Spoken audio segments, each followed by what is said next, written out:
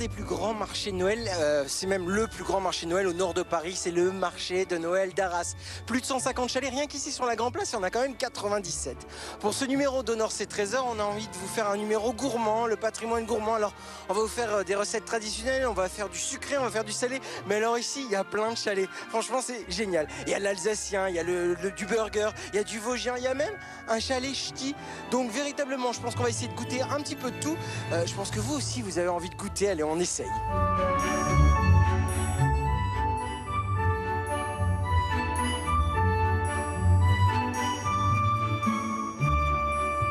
Charlotte, qu'est-ce que vous mangez de bon? Un sandwich tartiflette. C'était prévu en venant ici au marché d'Arras, Oui. celui-là? Oui, c'était prévu, oui. Chaque année avec les copines, on vient après le boulot, marché d'Arras. Ça fait partie des rendez-vous de l'année entre copines. Et donc là, on est sur du salé et après, il y a le rendez-vous avec les copines aussi sucré. Ah, bien sûr, inévitable. Merci, bon appétit, profitez bien et bonne fête surtout. Là, on vient manger des sandwichs chauds. Nous, on va prendre le vosgien. Et chaque année, vous venez pour un moment pause gourmande ici au marché d'Arras? Non, nous, c'est la première fois qu'on vient tous les deux. Et alors, qu'est-ce que vous pensez du marché d'Arras? C'est super. Les illuminations pour la petite, on a vu le Père Noël et tout, c'était génial. Xavier, Laetitia, bonsoir. Pourquoi vous êtes... Qu'est-ce que vous avez choisi de manger là au marché là? Des churros, exactement. Les meilleurs churros de la région. Il faut venir à Arras. Pour vous aussi, c'est une tradition? Oui, exactement. Ça et le sandwich à la choucroute. Voilà, c'est nos incontournables du marché de Noël d'Arras. Alors là, on vous prend avec les churros, ça veut dire que le sandwich à la choucroute, il est déjà mangé ou vous allez revenir? Non, il est déjà avalé, le vin chaud aussi. Donc voilà, ça c'est la touche finale. C'est la touche finale, exactement. Bon, alors on va vous laisser profiter de cette touche finale, bien entendu. Et puis le vin chaud, forcément, c'est avec modération. Joyeux Noël! Merci, vous aussi.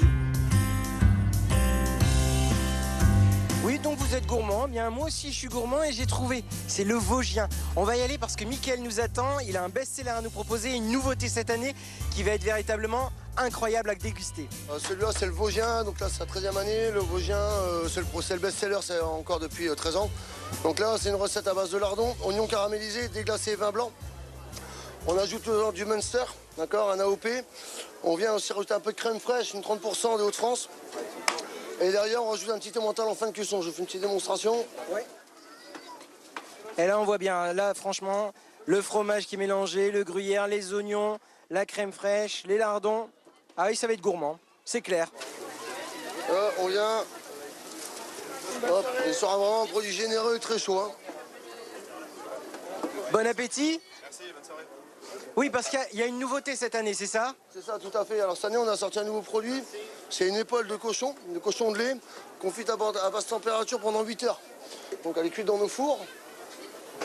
Elle est cuite dans nos fours et après on les filoche à la main, à la griffe plutôt. Alors petit secret, Mickaël nous l'a fait goûter. Je peux vous dire, sans le pain, rien que sans le pain, c'est hyper agréable. C'est très fin, c'est très délicat. Et alors la sauce au reblochon, elle ajoute une petite saveur supplémentaire très agréable. Et la reblochon qui vient juste ajouter le petit gourmand et côté hivernal. Pareil, petit topping bien chargé pour terminer. Et voilà, c'est un produit quand même à 12 € qui est très très bien, très gourmand et très chaleureux. Et ça, ça va devenir un best-seller en fait. C'est laissé cette année, mais on va dire ça marche très très bien pour le moment. Bon, bah voilà. Donc il est possible de venir ici au Vosgien. Moi j'ai trouvé le petit coin salé. Et après on va chercher un petit peu de sucré. Ouais, c'est très bien. Merci Mickaël, plein de courage à tous.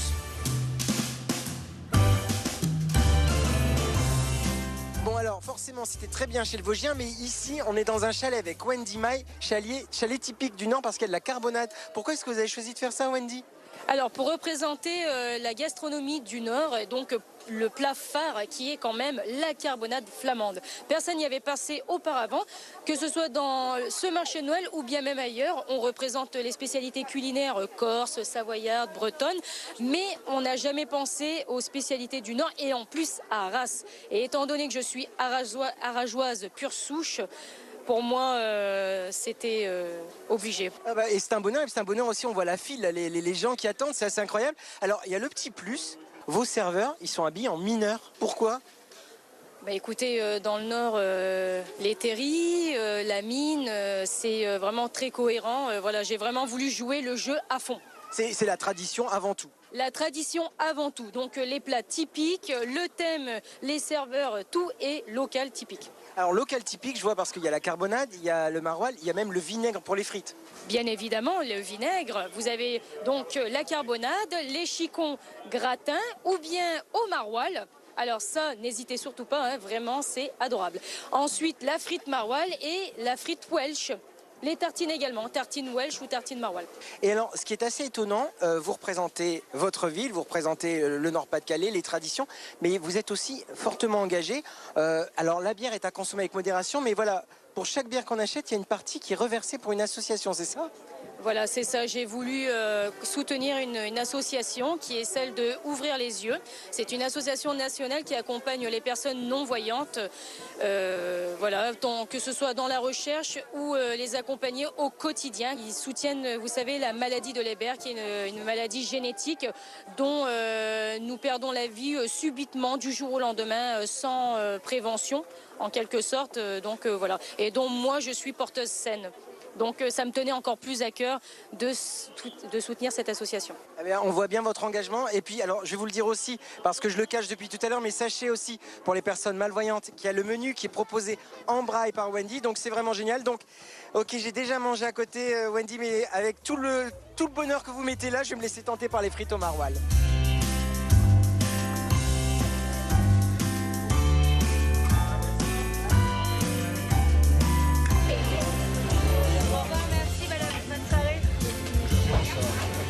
C'est la partie sucrée. Maintenant, forcément, je suis avec Laurent et avec les croustillons, les churros. Laurent, depuis combien de temps vous êtes ici au marché de Noël d'Arras? C'est la 5e année. 5e année? Ouais. Et alors, comment ça fonctionne là, en ce moment? Bah, ça travaille, ça vend, ne se plaint pas. Avec la météo est correcte, donc il y a beaucoup de monde, on se plaint pas. Là, donc, des churros, des croustillons. Qu'est-ce qui parle le plus? Qu'est-ce qui est le plus demandé? Bah, de tout, un churros, croustillon, crêpe, gaufre, il y en a pour tous les goûts. Il y en a pour tous les goûts. Bon, moi, je crois clairement que je vais me laisser tenter. Théo, est-ce que je vous prends quelque chose ou pas? Ah ouais, il me fait signe. Bon, alors, je vais me laisser tenter. Laurent, je crois que je vais peut-être prendre des croustillons. De toute façon, je ne laisse pas choisir Théo. Et franchement, on va regarder tout ça tranquillement. Et puis voilà, franchement, profitez, venez. Le marché de Noël d'Arras, c'est jusqu'au 30 décembre. Voilà, joyeuses fêtes sur BFM Grand Nuit et Grand Littoral. Bon ben voilà, j'ai mes croustillons. Ce que je vous propose, c'est de continuer en fait dans le sucré. Mais cette fois-ci, on retourne dans les traditions du Nord avec la coquille que va forcément vouloir déguster Théo. Va-t-il découvrir tous ses secrets ?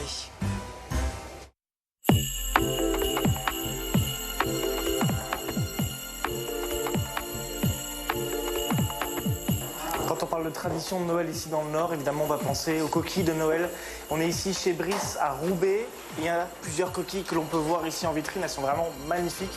Et comme on est gourmand, je pense qu'on va en goûter une à la fin. On a de la coquille avec du sucre, de la coquille nature, de la coquille raisin, de la coquille chocolat. Et ici chez Brice, on va voir comment elles sont confectionnées. On va retrouver Maxime Brice directement dans l'arrière-boutique. Et cette coquille, on va essayer de dévoiler un petit peu tous les secrets. Je crois qu'on va pas tout avoir en tout cas. On se retrouve avec Maxime Brice. Bonjour Maxime. Bonjour. On est dans votre boulangerie ici à Roubaix. On a tout ce qu'il faut pour créer une coquille, c'est ça? Par contre, on commence on commence par la farine qu'on va mélanger avec le lait, les œufs. On a du levain, bien sûr notre levain amer, notre levain liquide. On a du sel, du sucre et pour finir on aura du beurre. Tout ça, ça va se mélanger au fur et à mesure avec un pétrissage lent. Parce qu'on travaille que en première vitesse ici, pour justement pas déstructurer tous ces arômes. Prendre bien le temps de faire les choses, c'est hyper important. C'est exactement ce qu'on veut toujours mettre en avant chez les boulangeries Brice. Et donc après, la prochaine étape, ça va être quoi? Ce sera le pointage, mais ça c'est une étape de fermentation. C'est-à-dire on laisse reposer la pâte au moins une demi-heure, 3/4 d'heure. Et après on pourra diviser. Alors les individuels, on est sur 80 grammes. Les chocolats ou les raisins, on est sur 100 grammes. Et ensuite vous avez un autre format qui est 250 grammes. Vous avez encore un modèle au-dessus, ce que les gens prennent très souvent, c'est les 500 grammes pour les natures. Divisé en famille, évidemment. Voilà, et après vous avez les grosses kilos, où là c'est vraiment pour le week-end et les gourmands. Donc après on passe à l'étape pétrissage. Pétrissage.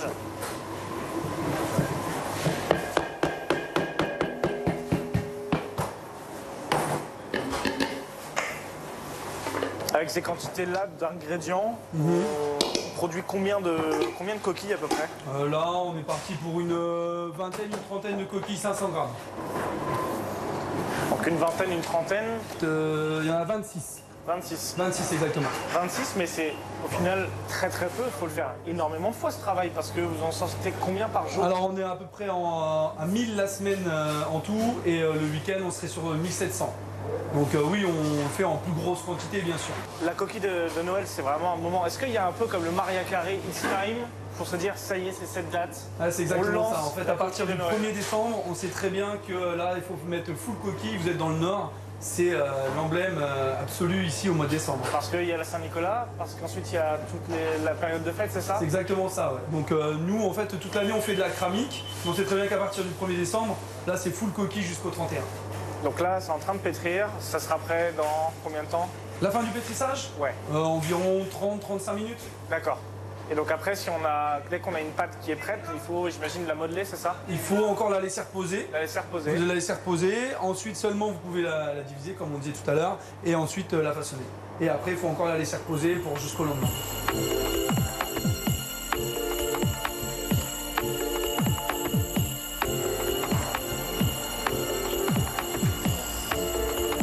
Maxime, ça y est, notre pâte vient de finir de pétrir, c'est bien Alors ça? là, on voit qu'elle est bien pétrie parce que vous voyez, vous avez vraiment cet aspect lisse. Et là, en fait, on peut aller chercher ce réseau glutineux. Hop. Donc là, quand vous avez ça, vous savez que votre pâte, elle est bien pétrie, elle est lisse. Elle commence à claquer tout doucement. Vous voyez, ça se décolle sans mal. Là, on va pouvoir intégrer notre beurre. Donc pareil, 5 minutes, j'ai l'impression, c'est ça? Ça en fonction de comment est le beurre, s'il est un peu dur ou pas, si ça incorpore bien. Ça dépend.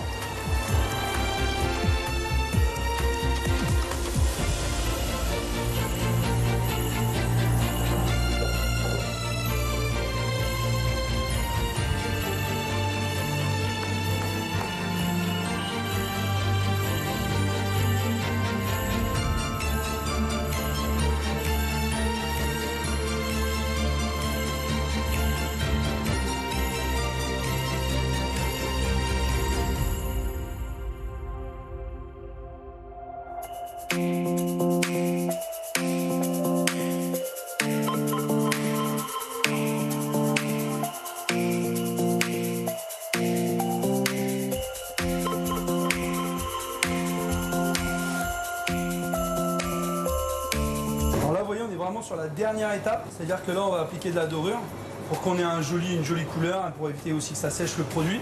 Donc ça après là on va faire une belle coupe ciseaux et ça va aller directement au four pendant environ 40 minutes. Donc là on est sur des coquilles qui pèsent 500 grammes à peu près. En moyenne. C'est quand même assez costaud quand même. C'est de la belle coquille. Hein. Pourquoi des moules?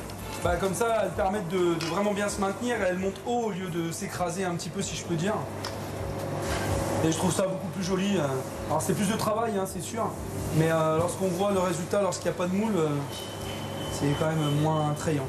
Et après, vous avez toutes les individuelles qu'on cuit toute la journée. Bah, un peu comme le même procédé que les croissants pain au chocolat ou les baguettes. Nous, on est une boulangerie, on cuit tout à la minute. Ça, c'est pour les coquilles sucre. En fait, on est plus sur un coup de lame. Et après, on va venir garnir. Ça permet au sucre de s'infiltrer un petit peu au cœur de la pâte, c'est ça? Non, pas forcément. C'est juste qu'au-dessus, ça va avoir ajouté vraiment ce côté gourmand. Et ça va venir craquer. Vous allez voir, ça fait vraiment une belle coloration. Et après, vous avez vraiment la coupe ciseaux comme à l'école. Ça, c'est ce qui va donner à la coquille, au final, un peu de volume, un peu de... Exactement, ça va permettre qu'elle se développe et un certain esthétique. Bon, évidemment, on n'a pas parlé des secrets de la coquille. Mais si on peut, sans le révéler, ça se passe dans les ingrédients, ça se passe dans la cuisson, ça se passe dans le pétrissage. Dans le pétrissage et le temps. C'est vraiment du temps. Votre levain qui joue énormément aussi. Et donc tout ça, là, on va l'enfourner. Et tout ça, on l'enfourne, voilà, c'est ça. Donc là, on part pour environ 35-40 minutes à 190-195 degrés. Voilà.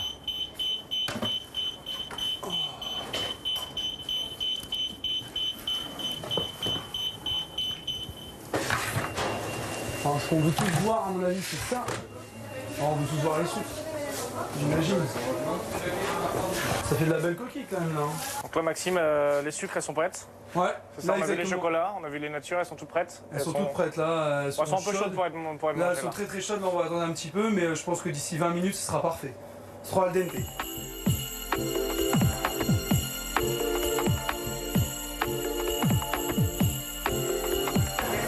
Maxime, on est de nouveau dans votre boutique, là où les clients viennent pour voir ces fameuses coquilles.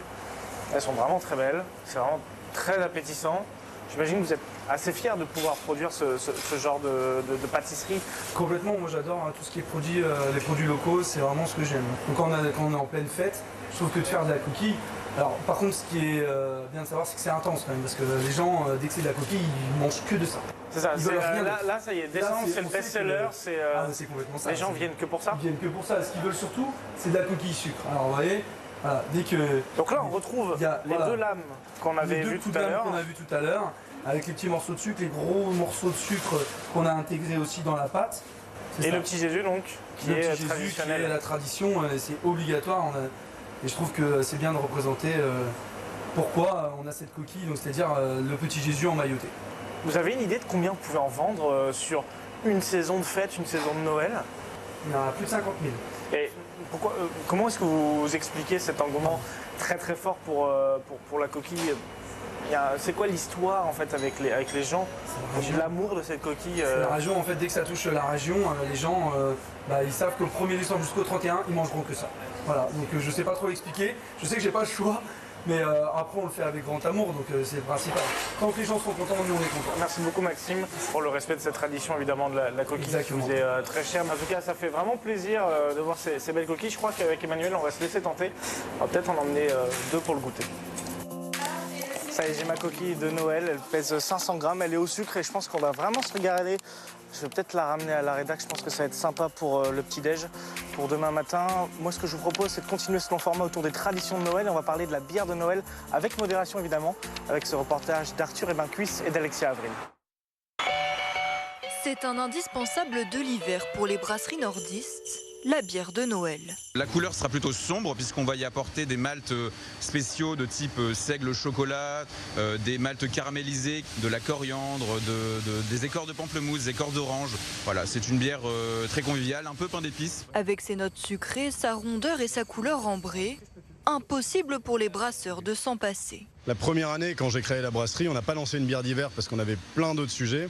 Et on nous l'a reproché vraiment en disant « mais c'est dommage, vous n'avez pas la bière de Noël ». Et là, on a réalisé à quel point c'était attendu par le consommateur. Depuis, ce gérant a bien retenu la leçon. Entre 16 et 20 000 litres sont produits ici chaque année. Dans cet autre établissement, jusqu'à 40 000 litres. Alors, la bière d'hiver. Les 3/4 ont déjà été embouteillés. C'est une bière de saison attendue et importante. À l'origine, la bière de Noël permettait aux brasseurs d'écouler leur stock de l'année passée. On produisait au redémarrage des brasseries une bière avec les fonds de tiroir. Et donc on y mettait toutes sortes de choses, des épices, les fonds de stock de malt. Et donc on se retrouvait avec une bière plutôt atypique qui ouvrait la saison finalement des bières. Aujourd'hui, la bière de Noël revêt davantage un enjeu stratégique. Elle représente entre 2 et 3% du chiffre d'affaires annuel de ces brasseries. Au fil des années, elle s'est même renommée bière d'hiver, de quoi prolonger sa consommation au-delà des fêtes de fin d'année. L'abus d'alcool est dangereux pour la santé, donc à consommer avec modération. Oh waouh! Alors là, on est dans un estaminet, c'est incroyable, estaminet flamand totalement, et pourtant, on n'est pas dans les Flandres, on est à Thian, dans le Valenciennois. On est dans l'estaminet qui s'appelle le Beau Flamand et pourtant toute la décoration elle est là. Il y a voilà, le carnaval de Dunkerque, tiens c'est vrai, oui, c'est présent aussi sur les affiches. Des tableaux de Bruegel, la Bourle également. On est véritablement dans un estaminet, il y a même des jeux flamands sur les tables. Et on va partir à la rencontre d'un corsaire, je dirais bien, ou alors d'un soldat du Moyen-Âge. Oui c'est ça, un Gaulois, un poilu. Un carnavaleux en fait, oui c'est ça. Alors on est en fait chez Hubert Taquet qui va nous proposer, pour terminer ce rendez-vous de Nord c'est Trésor, un plat typique du Nord pour le réveillon de Noël ou de la Nouvelle Année, mais avec donc des ingrédients de chez nous.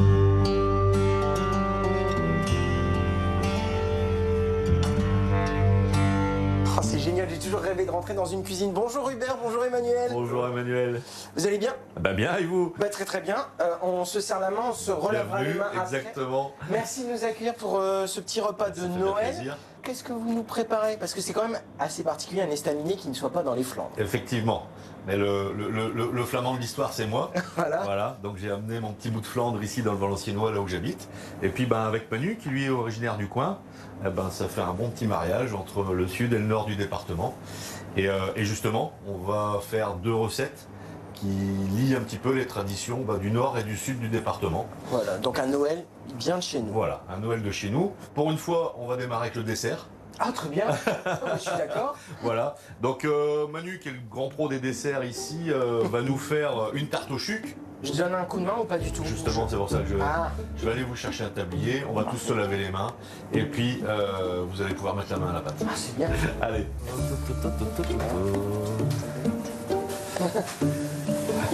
Hop là.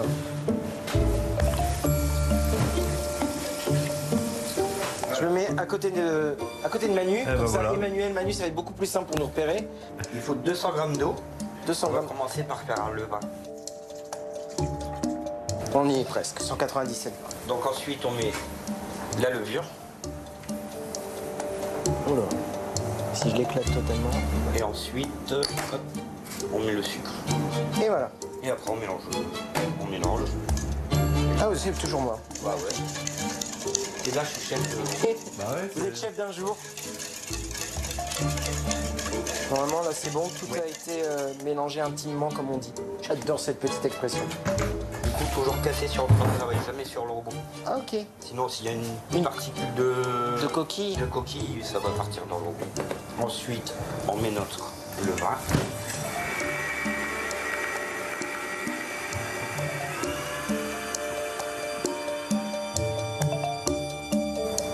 Alors, fabrication, on passe à l'étape suivante. Donc, la pâte, elle est faite.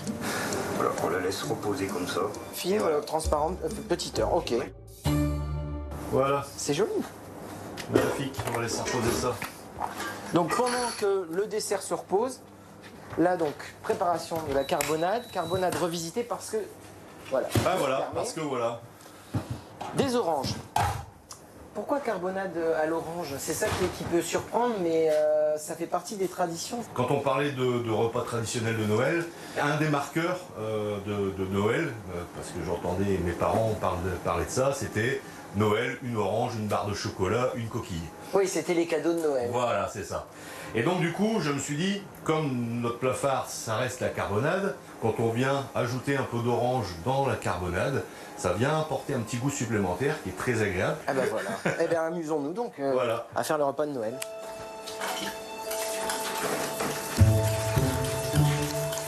L'ingrédient principal, du paleron. Après, tous les aromates, sel, poivre, thym, laurier, du clou de girofle, parce que on va forcer un peu sur le clou de girofle parce que je ne mets pas de pain d'épices dans ma carbonade. C'est un petit peu la particularité de ma carbonade. Mais ça donnera cette saveur épicée de Noël. Exactement. Goût de Noël. Voilà. Les oranges qu'on viendra mettre dedans, la vergeoise brune, un peu de fond de volaille, de fond de bœuf, pardon. Les oignons.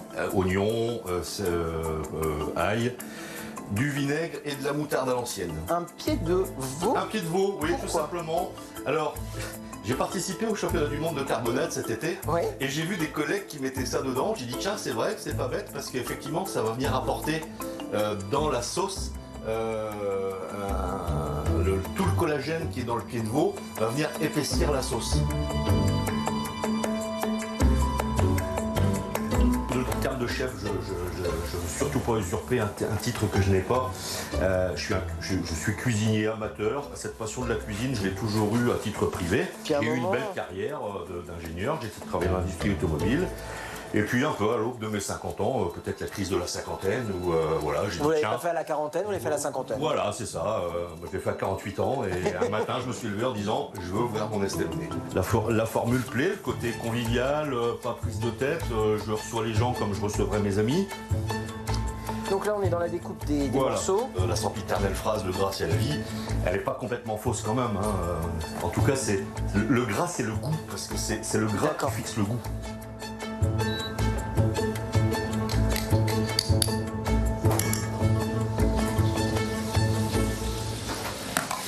Et là, on a le bruit particulier de... Ah ouais, là...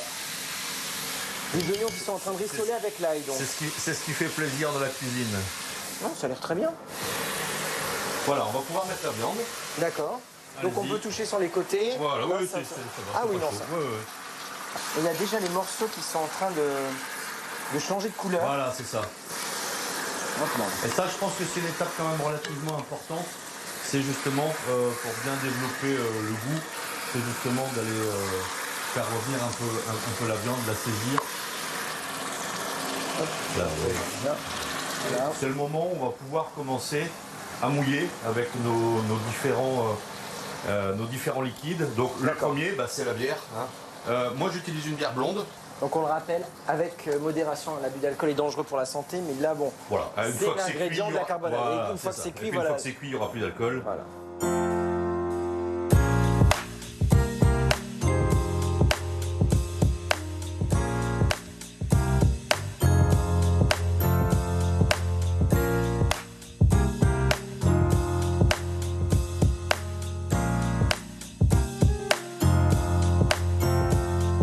J'ai oublié mon pied de veau. Donc lui, il rentre. Voilà, on va tout simplement le faire cuire. Voilà. Ok. Maintenant donc l'orange parce que Voilà. c'est, on a dit, Voilà, repas de réveillon, Noël, voilà, nouvelle année. Bon là, le côté Noël. Noël.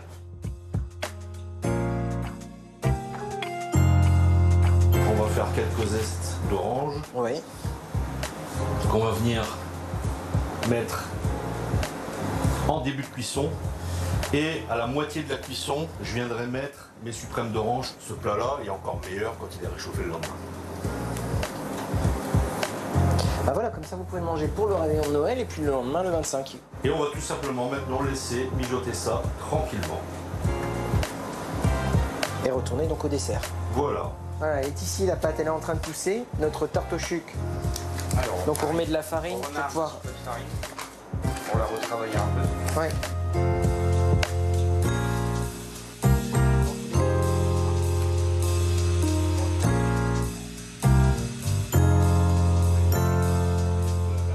Moi j'étais pâtissier donc du coup j'ai toujours fait comme ça. Ouais. Toujours en finesse et en délicatesse. Petit concassé de gaufre. Ouais. Un peu partout. Comme la neige, comme à Noël. Voilà. Et ensuite on met au four. Alors je mets 180-25 minutes. 180 degrés, 25 minutes. Ouais, je sais, c'est pas bien. Oh, elle est bonne. Ah bah oui. C'est génial d'être en cuisine.